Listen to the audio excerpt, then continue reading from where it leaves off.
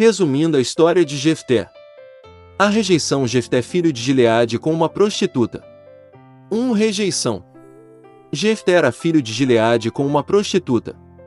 Por causa de sua origem, seus meio-irmãos o expulsaram de casa para que não tivesse direito à herança.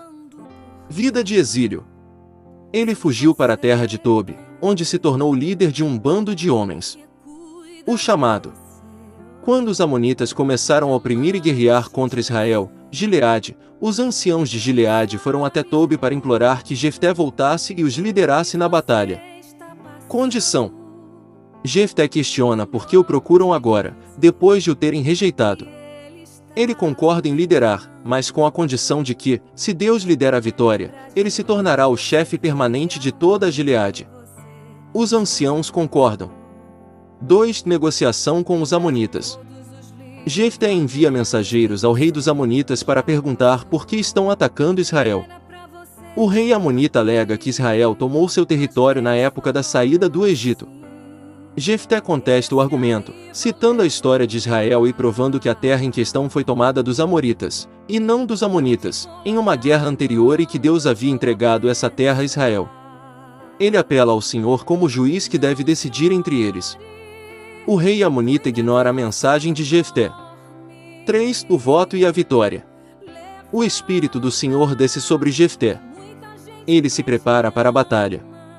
Antes de partir, Jefté faz um voto impensado ao Senhor, prometendo que, se Deus lhe desse a vitória sobre os amonitas, a primeira pessoa ou coisa que saísse da porta de sua casa ao seu encontro, ao voltar, seria dedicada ao Senhor e ele a ofereceria em holocausto.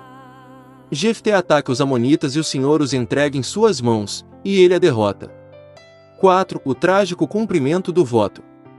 Ao retornar para casa em Mispa, a primeira pessoa a sair para saudá-lo com tamborins e danças é sua filha única. Jefté, angustiado, rasga suas vestes, pois fez um voto que não podia quebrar. Sua filha, demonstrando grande lealdade e aceitação, pede-lhe apenas um prazo de 2 meses para chorar sua virgindade com suas amigas nos montes, pois morreria sem se casar e, consequentemente, sem deixar descendência para Jefté.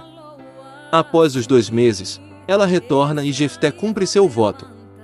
O capítulo termina mencionando que se tornou costume em Israel as filhas de Israel irem de ano em ano lamentar a filha de Jefté, o gileadita.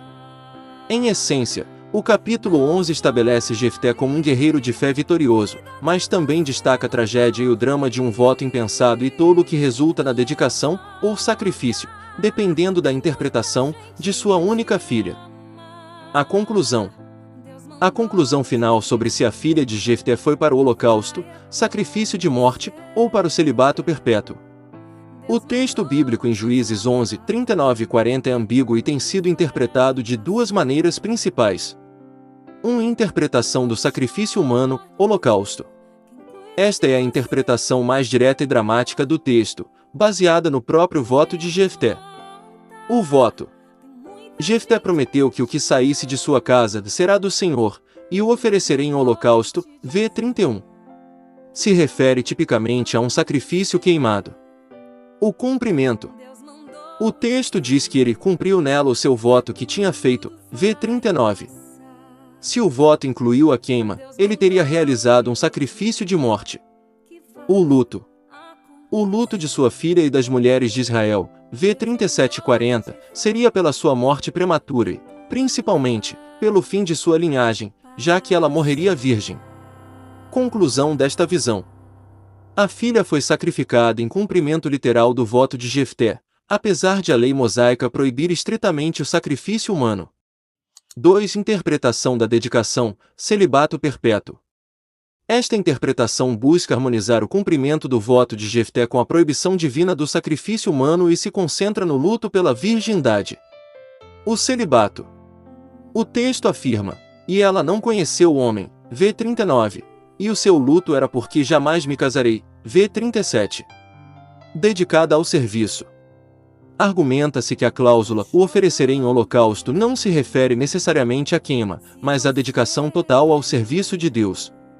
Como ela não poderia servir como homem, Sua dedicação total foi expressa pela renúncia ao casamento e à maternidade, o destino esperado de uma mulher na época, servindo no tabernáculo, como as mulheres em Êxodo 38, 8 e 1 Samuel 2:22. O luto.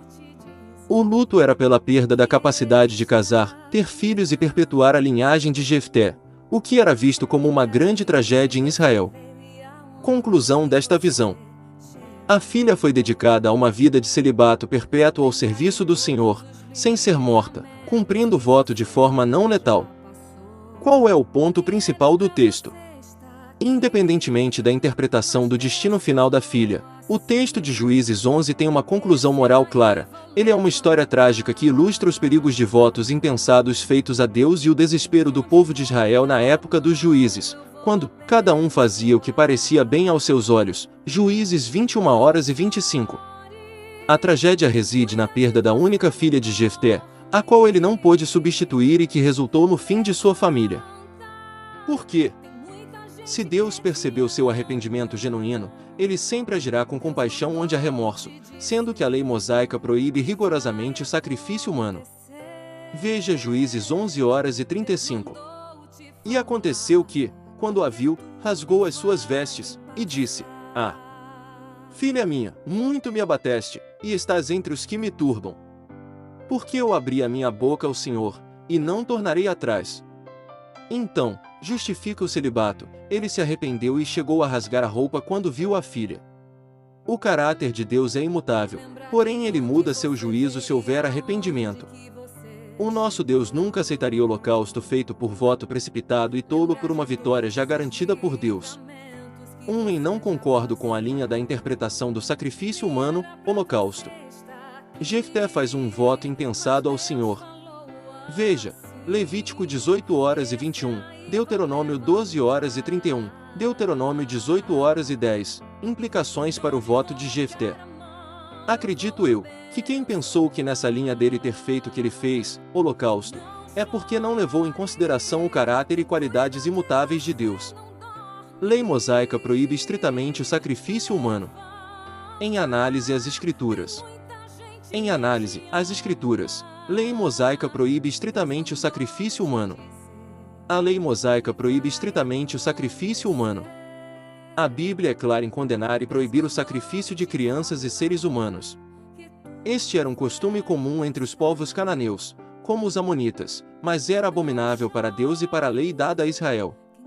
Os textos que proíbem essa prática são: Levítico 18:21, não entregarás nenhum dos teus filhos para os fazer passar pelo fogo a Moloque, nem profanarás o nome do teu Deus. Eu sou o Senhor. O culto a Moloque envolvia o sacrifício de crianças. Deuteronômio 12:31, não farás o mesmo ao Senhor, teu Deus, porque tudo que é abominável ao Senhor, o que ele odeia, fizeram eles a seus deuses, até seus filhos e suas filhas queimaram no fogo aos seus deuses. Deuteronômio 18:10, entre ti não se achará quem faça passar pelo fogo a seu filho ou a sua filha. Implicações para o voto e Jefté. A proibição estrita do sacrifício humano é um dos principais motivos pelos quais estudiosos debatem o destino da filha de Jefté. Se Jefté, um juiz de Israel, tivesse sacrificado a filha, interpretação 1, holocausto, ele teria cometido um ato proibido pela lei de Deus, o que tornaria seu voto um erro terrível e ignorante. Se ele a dedicou ao celibato, interpretação 2, celibato, ele teria cumprido o voto de forma não letal, mas o custo ainda seria altíssimo e trágico, a perda da continuidade de sua linhagem. Portanto, o fato de a lei mosaica proibir o sacrifício humano reforça a tragédia da história de Jefté, mostrando como Israel, na época dos juízes, agia muitas vezes de forma errada e impensada, chegando a cometer atos proibidos, por não seguir a lei corretamente. Deus sempre age com misericórdia. Onde há arrependimento, glória a Deus.